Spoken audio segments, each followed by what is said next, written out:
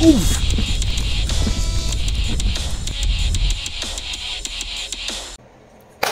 good day guys, and ito po muli si Daddy Bean and maligayang pagbabalik sa Daddy Bean channel. And may papakita tayo dito guys, yung isang unit dito, no. Hindi siya nawawala sa lock, unang problema. Ikalawa, ayaw mabuhay. And pag nabubuhay siya, ayaw naman niya mag-fire. Mukha siya nagpa-fire, pero hindi nagpa-fire talaga o hindi umiinit yung coil. Pero nagbibilang siya ng seconds dun sa firing counter niya. Ang problema nito ay usually nararanasan ng mga nakaganitong unit. Ito yung Legend 2. So, titingnan na natin to guys, no? And yung ibang video nito, yung pagpapalit natin, I think pagpapalit natin ng mga pyesa, nandun sa VFix. Diyan, yan. Tingnan nyo yan. Yan, dyan sa isa nating channel. So, doon, usually, nilalagyan na lang natin siya ng subtitle, no, yung ibang mga videos natin. Okay, so dito pinapakita natin yung unit. And ang pinakang problema nga nito, gaya na sinabi ko, laging nakalock. So dito pinapakita natin yung, ayan, kita nyo ba yan? Yung tatlong paa na sensor, yan yung pinakang pinalitan natin. Okay, pinapakita natin dyan yung part kung saan doon natin kinuha at pinalitan. Doon sa isang channel natin makikita nyo yung mismong pagpapalit nyan guys. So kung hindi makukuha sa linis, yun ang pinakang pinapalitan. Okay. Medyo hinaan natin, baka mamaya ay may sound.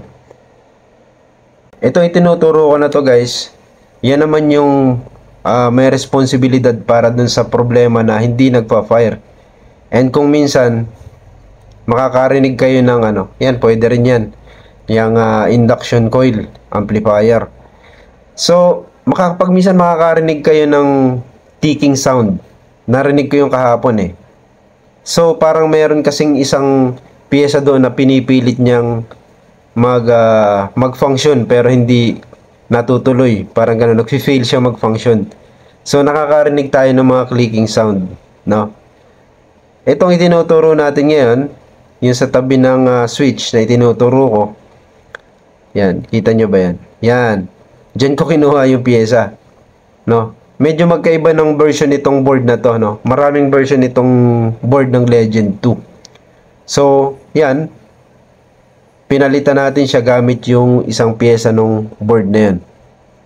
Yan, kita nyo ba? And, medyo natagalan din ako dito Parang kinabukasan ko pa ito nagawa. Nung simula nang dinala ng customer. Akala kasi namin, yung sa lock lang ang magiging issue. Nung pagkatapos naming mabuo, since nakalock lang siya noon nung nakuha niya.